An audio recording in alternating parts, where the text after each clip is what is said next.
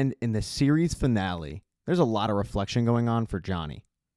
It doesn't seem like that long ago he was a drunk loser who was going to his mom's grave and just venting about what a bad hand he had been dealt in life. And now he's able to appreciate the journey he's had. The fact that he has this life with Carmen. The fact that he has this beautiful baby girl. And the fact that he has a chance to kind of avenge what happened to him in 1984. Only this time, he wouldn't be taking the All Valley. He'd be taking the Saikai Taikai. Unfortunately for Johnny, everybody that is in Johnny's corner knows what a tough test he is up against. Sensei Wolf is younger, he's stronger, he's faster. If the sports books were putting out odds, Sensei Wolf would probably be minus 500 favorite. There's even a tad bit of disagreement on how to handle things. Johnny wanting to go full steam ahead. I mean, after all, that is the Cobra Kai way. Daniel reminding him that that's kind of how he lost the All Valley in the first place. He ran right into the crane kick, so maybe he wants to stay back and let the fight come to him. The fact is, Johnny's in his own head. He admits to Daniel privately that when he lost to him, he knew at least he could win. But in this, it's a totally different scenario. For the first time in his life, he really has doubts about his karate ability. Daniel, though, gives him probably the worst pep-up speech in the world. He reminds him of Rocky. What happened to Rocky in the first one? Rocky tries his best and he loses. But it's okay because, well, he tried his best. I don't know. Personally, I think it's a horrible pep-up speech. Like, hey, go out there and get him, even though you might end up losing, probably. Anyway, it works for Johnny. I mean, it lights a fire under him. And we get a hell of a Rocky-inspired montage capped off by an entire crowd of people running behind him. The night before the All Valley, Johnny, Carmen, Miguel, they all head over to the LaRussa household where Daniel's mom has made dinner for everybody.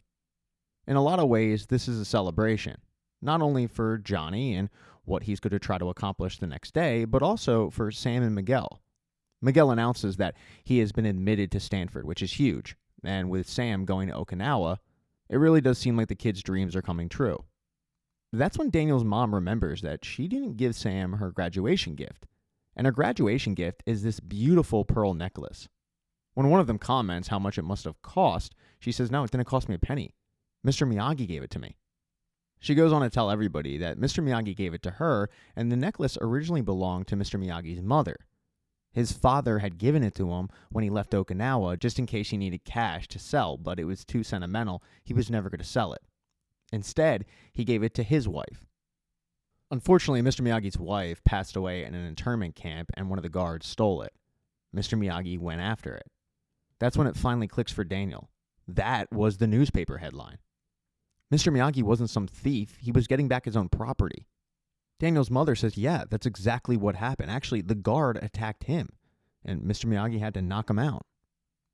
Clearing up this whole situation makes Daniel feel a lot better. Mr. Miyagi is back to being a saint. The next day, though, is the final of the Saikai Taikai, and there's a lot of action that happens before the final takes place. For starters, Yasmin gets back together with Dimitri. Way to go on that one. But probably the biggest thing that happens is with Robbie and Tori. They're quasi-celebrities now, especially Tori. She's got her own nickname, the Tooth Fairy. Both kids are signing autographs, and that's when an endorsement sponsor walks up and hands both of them a contract. Looks like their futures actually are set. They're going to be big karate stars, and they are going to be a power couple in the karate community. Meanwhile, Johnny is trying to focus on his fight when Wolf shows up in the locker room to intimidate him. Johnny knows this tactic. He tells him, yeah, this isn't going to work on me, but it does, especially when Wolf gets physical, imposing his will on Johnny and showing him his strength. He gets Johnny in that compromising hold that he wanted Axel to perform on Miguel. And Wolf could easily break Johnny's arm, but instead, he throws him to the side and he says, you know what, I'm going to do it in front of the cameras.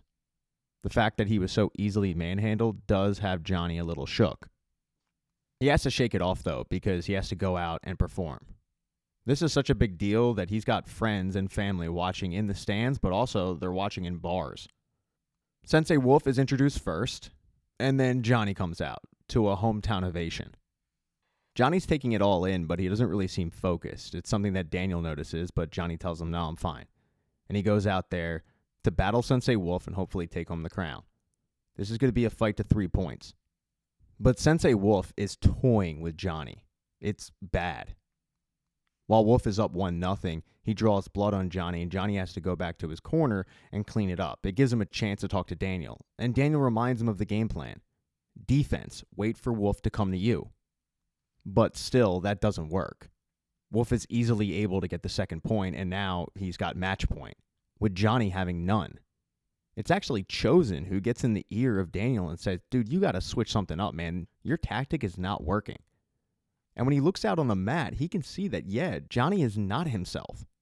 So he does what any good coach would do. He calls timeout, and he tries to remind him of who he is. He scraps his entire game plan, and he yells at Johnny, reminding him who he's fighting for. He's fighting for Cobra Kai, the Never Say Die dojo. He's fighting for the people in the stands. He's fighting for his new daughter. Daniel yells at Johnny, go out there and kick this dude's ass. And that's exactly what Johnny Lawrence does. He gets 2 points really quickly to tie it up. But the third point, he looks back, he sees Daniel, and he remembers the original message about waiting for the fight to come to him, and it pays off. Wolf charges at him. Johnny takes a step back, he trips him, eventually pulling off a spinning back fist and winning the tournament for Cobra Kai. The mat is flooded with the students. You've got celebrations going on in the stands. Carmen rushes out to congratulate her husband on winning, being a champion. And Amanda runs out to congratulate her husband, reminding him, this is your calling. Yeah, you're great at selling cars, but you are an incredible sensei, and you're always going to be an incredible sensei. More than 40 years after his original defeat at the All Valley, Johnny Lawrence is propped up on folks' shoulders, and he's able to celebrate the biggest win of his career. Cobra Kai are Saikai Taikai champions. The trickle-down effect for Johnny is big. With the win, his new Cobra Kai dojo is sold out. He's able to move Carmen and Laura out of that apartment to their own house. They aren't the only ones moving. Eli and Dimitri are also moving in together. Dimitri has decided, you know what, MIT is not for me. I'm sticking with my buddy. And they're off to college and hopefully off to cure cancer. Chosen also moved. He decided that he was going to listen to Winnie's message, and he moved to the new Kim Dojo to be with a girl who actually wants him. And then finally, you've got Sam, who had a very emotional goodbye at the airport as she headed to Okinawa. She said goodbye to Miguel. That was tough. And then she said goodbye to her dad, and that was tough. But it turns out she's not going to Okinawa alone. When she headed to the terminal, she turned around, and there was Miguel, surprising her. Miguel tells her that, you know what, he's going to hold off on going to Stanford, and he's going to go to Okinawa with her and see where life takes them. As for life in the Valley, you've got full karate harmony. You've got Cobra Kai in their strip mall, still teaching to strike fast and strike hard, no mercy, but you've also got Miyagi-Do, teaching the defensive angles. And you've got both senseis working together. They actually meet up for dinner, and they're talking about the upcoming All Valley, about how Anthony could use some of Cobra Kai's teaching, and about how Devin could use some of Miyagi-Do's. They're basically trading off students because that's what's better for the kids. You could say the Valley is in full balance, and that is the end of Cobra Kai. Thank you so much for getting this part of the recap. I really appreciate it. Consider becoming a member to the channel. That would be cool. It's cheap, but if you don't want to do it, I get it. You could subscribe, you could like, you could dislike. The only thing I really ask is, please don't leave nasty comments. If I mess something up, mistakes happen. Let's just move on from it. That's what the thumbs down button's for. I do have merch. I have t-shirts and mugs and hats. You could buy one of those and help me stay above the poverty line. Normally, this is the part where I say, hey, I'll be back for next season, but there is no next season. Anyway, what'd you think of the finale? Let me know in the comments, and I'll see you back here for, I don't know, the next recap.